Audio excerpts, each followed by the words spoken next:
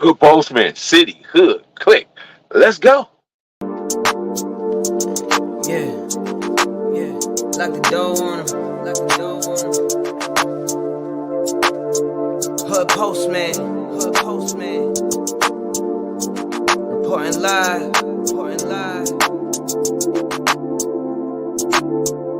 This the hood postman, come and check the program. You ain't from the streets, this is something you should know, man. Running from police, gotta grip the whip with both hands. Speeding down the interstate, please do not approach him. 40s in the fridge, got the caddy in the driveway. Get all out of my face, I don't wanna violate. Looked up in the mirror and I told myself, why wait? We took this shit worldwide, you only in 5 states. Came from the four corners with my 4 quarters. Showed them the style, then they stole on us. Times got wild, then they told on us. Dog, it was hard, but we had to keep it rolling. You ain't gotta ask, you know where to find me. I be in the back streets where it get grimy. It's just me and Mel, Rennie looking bride D.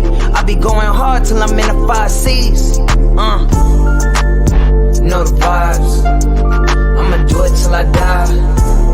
I ain't never switched sides. I ain't never had to tell a lie. Let's ride.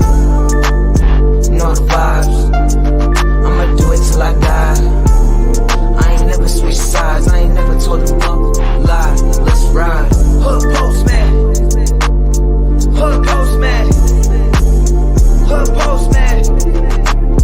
Hood postman. Hood postman. Hood postman.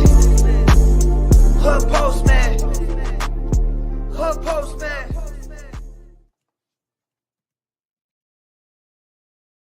Shout out to the Mailroom Nation and the Mailroom Goons. I am Professor Melly Bill, the Hood Postman. Welcome, welcome, welcome to the mailroom when you come in and take a look at your mind and examine what's in your heart. This is not a glorification nor is it glamorization. It's always an education. Get on the bus and let me take you to school. Before they had handguns, they had hand gods. Man up. You can go anywhere in the world to get a couple of lives, but you come right here to get the truth. Shout out to everybody in the chat room. Shout out to Marlena Williams, the Postmaster General. Shout out to Key. Shout out to Dominique, man. You guys bear with me. My device. What's up, Sean? I see you in there. Otis Oro. I think that's, I don't know how you explain that. But anyway, you know what I'm saying. My device is jacked up, guys. It is jacked. I just ordered a new one. Hopefully it'll be here in a couple of days. But yeah, it's jacked up. It's at the end. I dropped it and it's been wacky and crazy ever since. But as you know, the show must go on. We build an airplane while we fly it. That's how we do over here in the Post, man. We continue to move on, right? So let's get to it. It's important to let your vibe be the product of your heart and not the product of your environment. I'm going to say that again. It's important to let your vibe be a product of your heart and not your environment. See, because the environment, you're going to get a mixture of things that maybe not even be unwanted things that you don't want to deal with, engage in. And there's going to be a multitude of things that just going to bombard you and just weigh down your life. But if you just get your vibe right, like DJ Baker say, get your vibe right, you'll be okay. Karma comes after everyone eventually. Nobody is excluded from this. It comes for everybody eventually. You can't get away with screwing people over your whole entire life. It's unethical. It's just not going to happen. The numbers, the odds, law averages, and all these things just don't line up with you.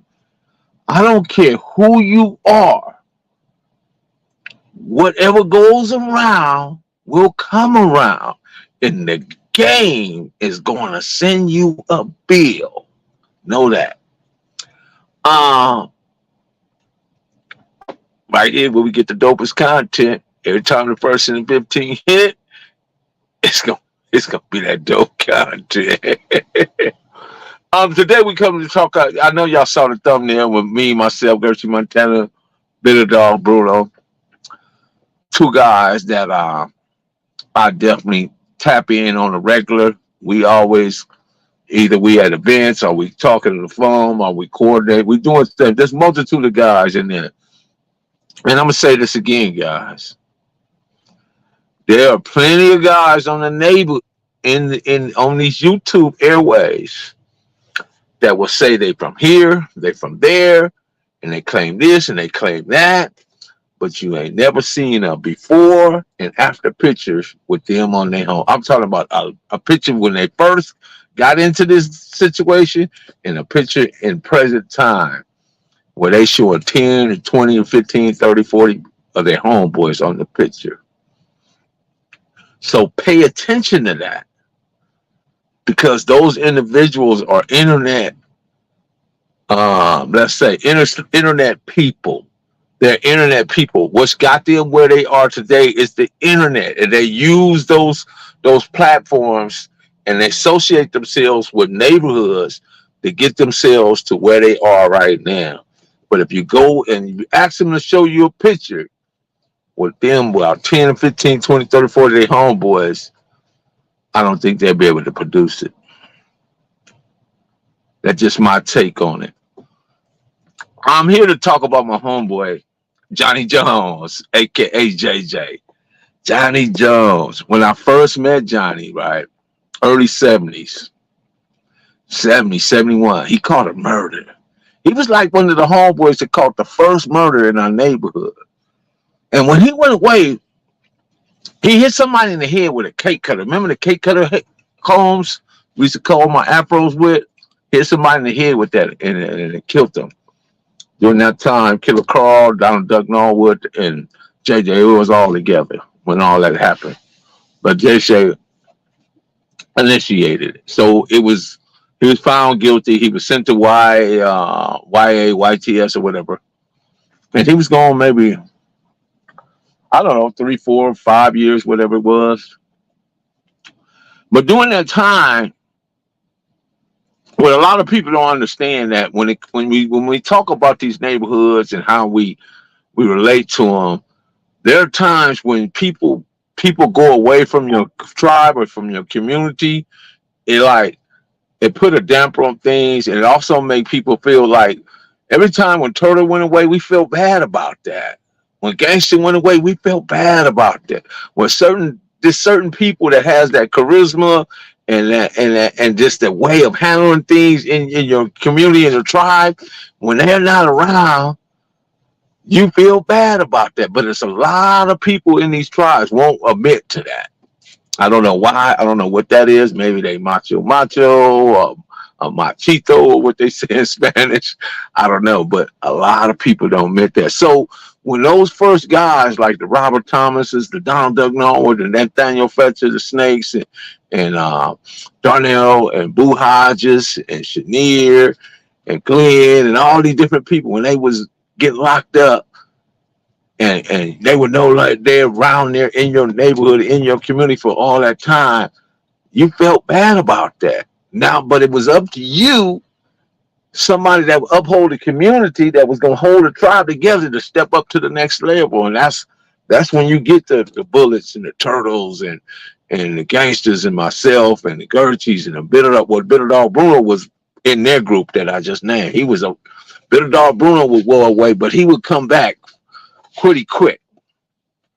I don't think Bruno ever did over 10 years.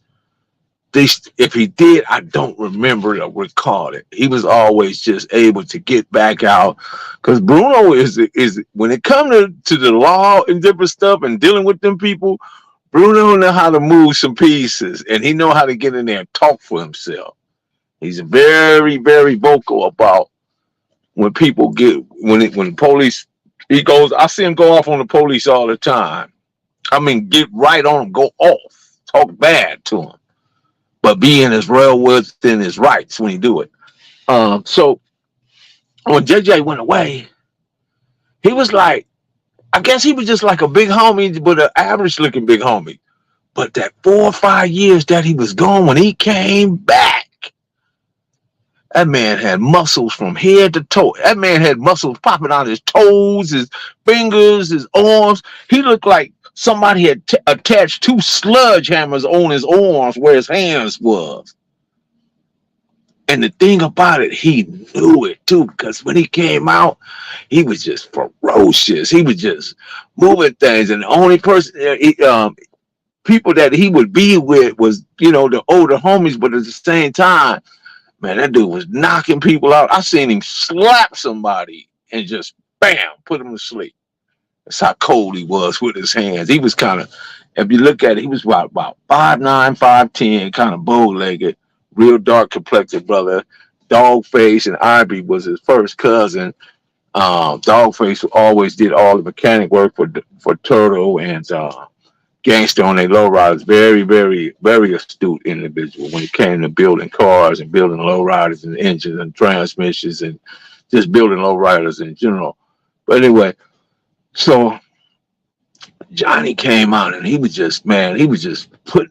I don't know. He must have had a lot of frustration in him when he came back, because it was almost like I didn't know him, but at the same time, being that I already had a relationship with him, I was good. But other people that were just popping up on the scene, it was like when these guys get out, they don't be knowing certain individuals. Like certain people show up and they be like, "Man, who was that? Where he come from?" He was one of them kind of cats. He was checking people, but I'm like, "Man, I don't know you." I'm like, JJ, calm down, homie, calm down. He cool, he from, you know what I mean? But then once you explain him, because these guys in that era, if they could connect the dots, they didn't know your parents, your aunties, your cousins, your brothers, your uncles. If they didn't know them people, you wasn't from over there where you said you was from. Now these people get on the internet and just claim anything. All they do is see some hood that they like, and boom, it's just a click. Boom. Next thing you know, they don't they saying that's where they from. And one of the cars that's really notorious for that is the 60s. A lot of people would claim 60s. And I don't know about the Hoovers. They pretty big, but I'm assuming that a lot of people probably claim Hoovers that never even been on Hoover. A lot of people claim East Coast that never been on First Street, never been on 190, never been in the six pack, never been in the 11-8 block, never been, but yet they claim it. And that's, I don't know, that's like, wow, it's like, why did they? What do these individuals hope to gain by doing that? Where they think their life is going to be, when it all unfolds and when it all come down to a boiling point, and they have to be, they have to show up in these places and say they this and that and a third. I don't get it, bro. I just don't get it. But I guess that's just the way things go now. Everything's internet based. All these guys are moving on the internet, talking and calling people out, pulling paperwork out, and just, it's too excessive. It's just too excessive. I saw a clip today where Charleston White was, I told my boy, man, that's fake. They say Charleston White shot somebody. They had it on world. I said, it's fake, bro. It's a play. It's not real. And that's where we at today with a lot of this internet stuff. But when you get back down to the real people, like the JJs, the Robert Thomases, the Ducks, the Killer Waynes, the Darnells, the JDs, and all these individuals that really, really was about that life, they wouldn't recognize this stuff right here. So JJ caught that first murder, right? After being out maybe a year or two, he catch another murder. Go back in. He come and he get out again on the second murder. So is this becoming a habit to him, or is he becoming a serial? I don't know. It's just like, but when you see him coming, two things gonna happen. Either you gonna go across the street, or you gonna turn around and go back in another direction. That's just the type of look and his demeanor and how he would overcast and overshadow situations. Can fight, shoot, did all that. But most of these guys, mainly during that time was fighters. And he would buff iron with Tookie. I was the only person probably around there that Tookie get buff with, and would complain about how heavy the weight was because JJ was just as swole as Tookie. Everybody else got to take some off to get up under some of the stuff that Tookie was picking up, and all these guys would be right there at Oaks Park and be right there at the Red House and be right there on Tucker or Spring Street at Robert Thomas' house. Man, there was nothing to see 30, 40 guys at Robert Thomas' house, which was right up the street from my house. I saw these guys daily. So again, you got to let your vibe be your product of your heart and not of your environment. And so when you, as a youngster, you taking all this in, you like trying to figure out, where do you fit in the grand scheme of things? How does this align with what your character and personality is? Because you see everything that's taken transition. When you see the Chili Pimps walking around, he got this thing he called a baby cannon. He don't saw off a shotgun down to the lowest common denominator. Like, man, that thing look like it'll blow up in you.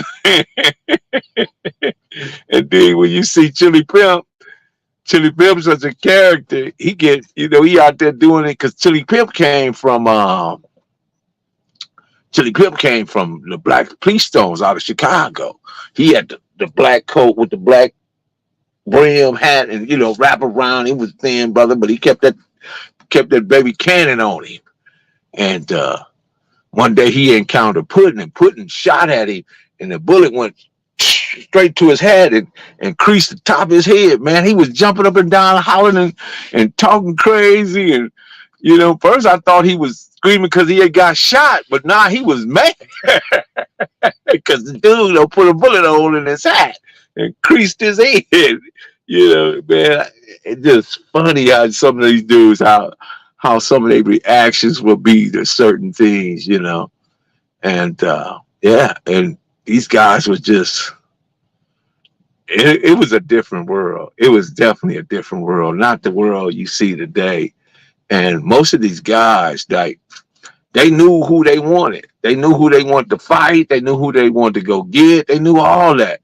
And a lot of times when you see just like, and I'm gonna choose this with Brick Baby, not Dick Baby, but Brick Baby. Apologize for that. But anyway, somebody got me saying that.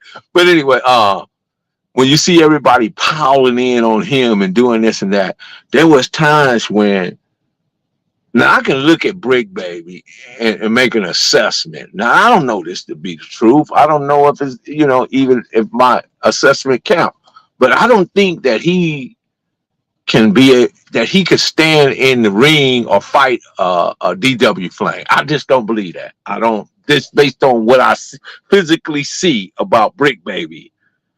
Because he appears to me to be high by 99.9% of the time. And DW Flame appears to be somebody that's in shape and a little bit more focused, right? But at the same time, I think that when he asked Brick Baby for that cigarette, I think that in his mind, it was a mistake because he probably so used to saying it amongst his own tribe, his set, because you got to remember that at one time it was Hussein. Hussein, man, who was in Insane. They were together. So they enemies would be, of course, the N-hoods, naturally. That's in their mind or however they perceive that. I don't know how we got to that point where other Crips became other Crips enemies. Maybe with so many Crips that they didn't have nobody to fight, so they just started turning inward on each other. Because if you go to Long Beach, there are no Bloods in Long Beach. I really don't understand the Long Beach politics. I know I got some loved ones over there, but as far as what they doing over there, there's nothing but Crips in Long Beach. So somebody please explain to me how they get to the point that where they just say, okay, they wasn't going out looking for anybody outside of their section. They were just turning in on each other, imploding on each other, and exploding on each and every of their own homies and stuff. Which is kind of ludicrous if you think about it. How did they get there? What was that thinking? What was that mindset? I've been around Willie Gaither and, me, Gert, and Little. We used to go up to the quiet cannon back in the day, which is called the Reef now. It's called the Reef now. And we used to go there. They used to have open mic and Snoop Dogg and all of them used to be up there rapping and doing the open mic thing. And Little Willie would have not Little Willie, Willie Gates would have his tray of four laid out there, chilling. We'd be out there chopping it up. I had a two-door Brougham at the time. Gertz had a coupe. Little had his car.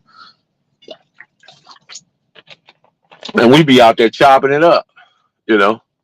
It wouldn't be no trip. During that time, we were just Crips, and they were Crips, and Gertz had a relationship with them, so it made us cool with them too. So, but now this day and time, none of that stuff even works, It don't even matter.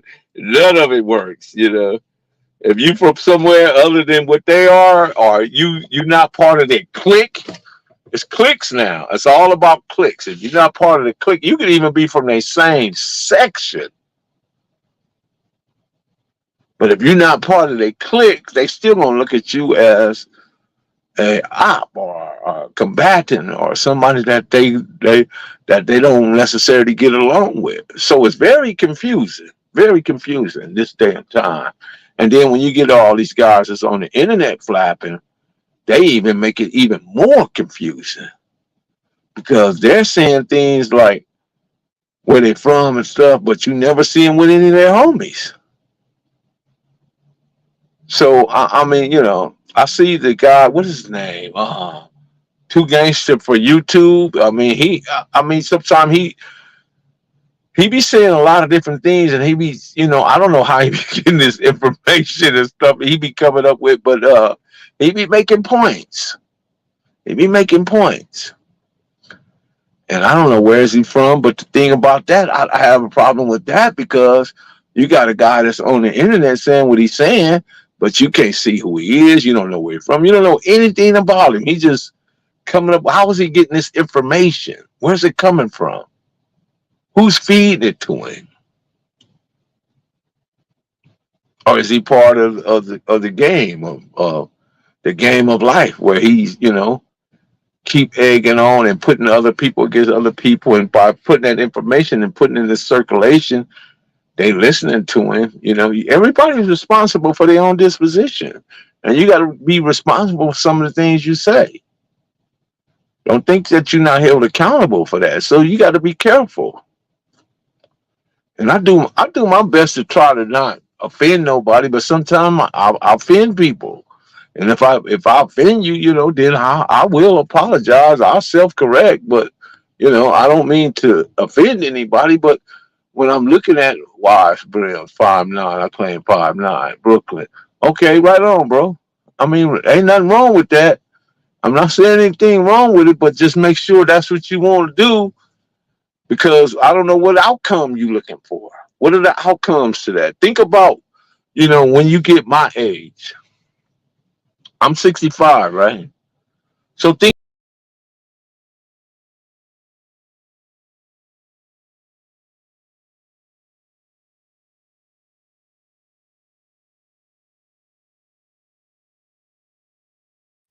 how you gonna feel about all that. Because now, when I look around for Robert Thomas, gone. I look around for Doug, gone. Chili Pip, gone. Nathaniel Fletcher, Snake, gone. Curtis Patrick, gone. Uh, JJ, gone. And all these individuals was amazing and incredible, strong brothers. But some of the strongest brothers, I'm telling you, some of the strongest brothers. I'm talking about fight, shoot, do everything, right? But a little bitty woman can just break them down and make them just absolutely lose their mind. I never understood that. I don't see these dudes pick up 600 and 700 pounds worth of weights, and a woman can get to them in a way that, man, it just would rip them apart. Other words, they have the strength of 1,000 men, but a little bitty woman can get under their skin and just bust them down in a way that nobody else could do it. And you would have to say, wow, is this guy's kryptonite? Women? Because I don't see him knock people out. I don't see him body slam people. I don't see him handle 2 or 3 dudes at one time. I got a homeboy raw dog. I seen him knock out 3 people. Bam, out, bam, out, bam, out. They was calling him Mike Tyson up in that county jail. He hit so hard. And he buffed that eye.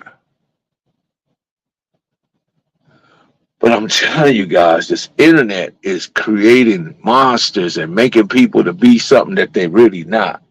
And you guys, and I'm not specifically saying you on this channel, but there's a whole lot of people that believe in it, believe that these people are more than what they are. When you see Charleston White creating this scenario, because if you think about it, Charleston White hasn't been going viral lately. So now he's addicted to the viral. There's such thing as being addicted to going viral. There's a lot of individuals on the internet that's addicted to going viral. That's more important than getting the messaging out, getting correct messaging out, and giving the people some substance that they can actually look at and go research and make sure and do comparisons and see what you're saying is accurate. But they're more focused on going viral. That's why you see the repetitiveness on the 100 show. They put videos.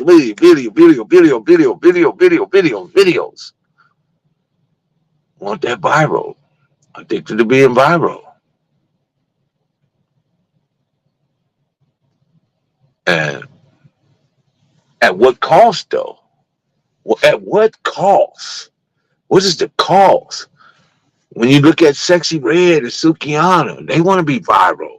At what cost? What do you think Sexy Red gonna feel like 30 years from now?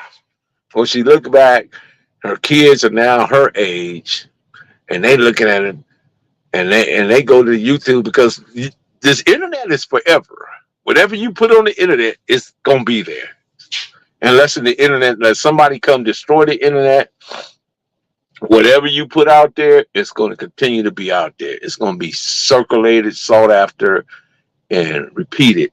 And people going to take it and cut it. You got people that take stuff from me, take stuff from Gangster, take stuff from Kev Matt, and take stuff from other YouTubers. And then the next thing you know, they be says, press the thumbs up, be sure to like, subscribe for this, like they created that content. And share the channel. They'll tell you to share the channel. Bro, do you realize that is not your content? Are you that delusional? And they don't have no scruples about that. They don't care.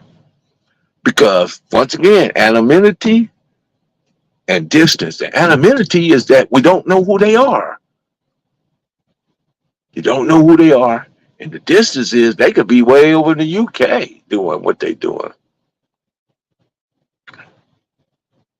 So it's a waste of time if somebody jump on the internet and call you out and say, man, I'm calling you up, blah, blah, blah, blah, blah, blah. Blah, blah, blah, blah. Okay, what, we gonna have a virtual fight or something? what kind of fight we having right here? A keyboard fight? A virtual fight? Do I need to get the glasses that you put on so we can actually see and be in there virtually? Because it's not going to get, in most cases, it's not going to get physical. Because again, if I'm stuck over in, say for instance, I'm stuck over in Paris. I'm going to use that Paris, France. And I'll never come to the United States. And I come on here and put on a multitude of blue rags, and I talk crazy to the Pyrus. Talk crazy. And ain't no way they gonna ever see me. Unless, But they say, some things this is not coincidence. Some things is when you think something is not going to happen, and it does happen. There's such thing as that. And that rare moment. But I know this, guys, that people that's doing this kind of had this reckless behavior, they had to be lucky every day. If you in this city of Los Angeles, because I get it to my boy Cold Cut out of Milwaukee. He said, man, why they don't do something about this dude and that dude? I said, man, they don't see you. Where they gonna find him at? He's not outside. He's not in the parks. He's not in the alleys. He's not in the picnics. He's not at the concerts. He's not at the car shows. If he's not outside, but yet they're calling out all these individuals, where do you find them at? Where? Make that make sense to me. You can't make sense out of things that's nonsensical. You just can't. You just can't. So look at the internet. The streets died the moment everybody got on the internet. Because people start realizing they can say anything they want to you on the internet. I mean, if they don't have no principles and they don't have no morals and they don't understand, overstand, and understand, I'm not like that because that's not who I am.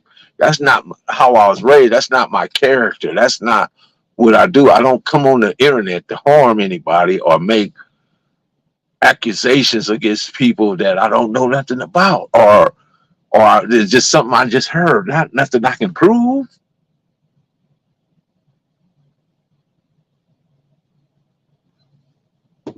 A lot of stuff that's said on this internet, people can't even prove. They just saying it for like, share, subscribe on the 21st. Every time the 21st hit,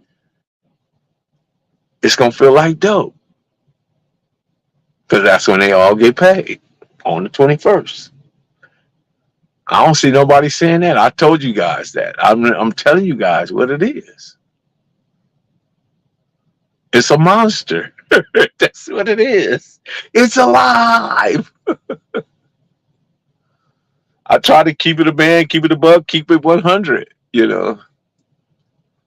Most of these people, if they drive the numbers, and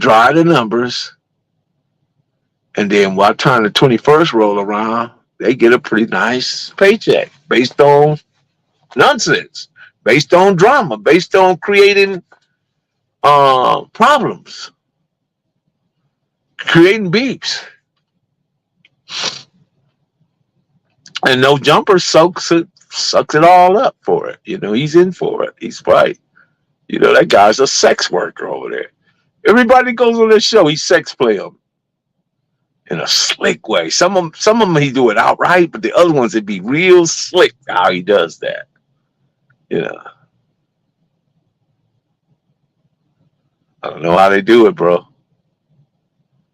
I know. And then they think that by going on there, that somehow they're going to become rich or they're going to become famous. I don't think these people even want to be rich. I think most of the people on the internet just want to be famous. They don't want no money. That's why I don't rely on the internet. I mean, the internet is something that we can use as a tool to impart information and talk to our people and say some things that's going to, pique their curiosity or make them think or make them be more mindful. But at the end of the day, if it don't add up, DJ Quick said, if it don't make dollars, it don't make sense. But again, over here we building an airplane while you fly. I'm sorry I can't really see a lot of the questions you guys got. Bring it to Colorado. What's up, Colorado? I see y'all, man. Appreciate y'all, man. I really do. I appreciate how Colorado showed up in there for the brother Who Ride. And they was supporting. They support. When Tookie and JJ and Robert Thomas, AK Frog and Snake and Chili Pimp, and Barkus, Al Green. Yeah, we had a Hobie named Al Green. Al Green shot himself, man. Almost blew his Johnson off. Crazy Mike. I remember Crazy Mike got shot, almost got shot in the balls. It ain't funny, but yeah, it is funny. Yeah. But yeah, and all them individuals I just named, bro, every last one of them are not here. And that's not just in my section, that's in all the sections. What is the purpose of what we're doing and what outcome are we looking for? Because every weekend, if you go around in every black community, black people are responsible for putting black people in the morgue. And they seem to be okay with it.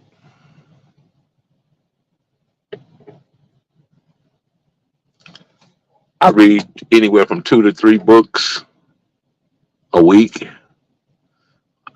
If you don't see me on the internet, or I don't come on, or I don't go live, it's because I'm reading.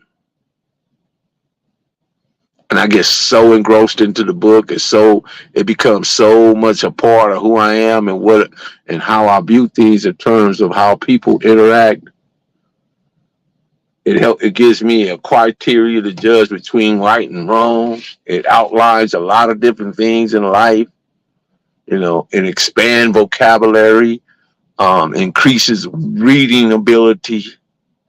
It does so much, but for a lack of knowledge, our people shall perish. And we the creators and the makers and the owners of most things, inventions, all these things. They the shortest month it's supposed to be back. It's Black History every day, 365, bro. It ain't just a month. That's something they try to get you to buy into and play with your intelligence on, keep you in a box, so to speak. Yahshua, what's happening, man? That's my young guy right there, my young soldier, Yahshua. I said, AGI Supreme is Oaks Park as businessman and low bottoms. No, they're not the same. The Oaks Park businessman were Crips. The Oaks Park businessmen were businessmen in LA. But the Oaks Park, I believe this is what I believe is that the Oaks Park businessman Crips took those concepts from the businessmen in Los Angeles because I seen Duck and them go and start businesses and make businesses pay for protection and different stuff like that. I seen them do that. So yeah, they I guess what they say today, standing on business. They were standing on business. You know, first time going to well, not my first time, but going on some gangster stuff with my homie Robert Thomas. He used to take us out to Venice when I didn't even know Venice even had a gang. This is like 73 or something, 72, 73. Rob had that Brougham. He had the Tannishman Brougham, boy. We used to ride with the big homie Rob. But he liked to keep his young homies with him because he know we was young and foolish and kept them guns. He knew what he was doing. We just didn't know what we were doing.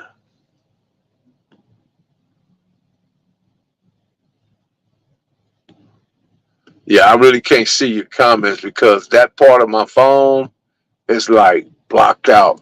So in a couple of days, I have a new device, but what's good? You can see me, right? You can hear me, and you can see me. I'm imagining, right? Paying for protection. Yeah, they was paying for protection. They was paying for protection. The auto parts, the meat company, the all the other little shops, the liquor store, all of them. They all had something. There was the bike shop, the transmission shop, 2 different transmission shops. Yeah, Duck was no joke when it came to that. He was about business. I went to Duck one time. Duck had got into it.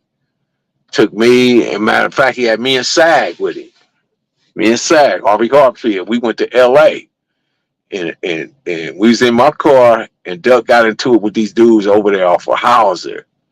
And like again, I don't know at the time. I don't know what they were or were they claiming anything or none of that. I don't remember that. But I know the dude tried to grab Duck had a sawed-off shotgun. Dude tried to grab him. Duck gave to boom, lifted him. I was like, woo! Say, let's go. He jumped in the car. Duck jumped in the car. We went on back to Compton. Never heard nothing about it. Never heard nothing about it. Yeah, so, but anyway, guys, I appreciate you. Venice, Oakwood. Yeah. That's where we was at. The Oakwood community over there. Mm-hmm. How you been doing, Asiatic Supreme?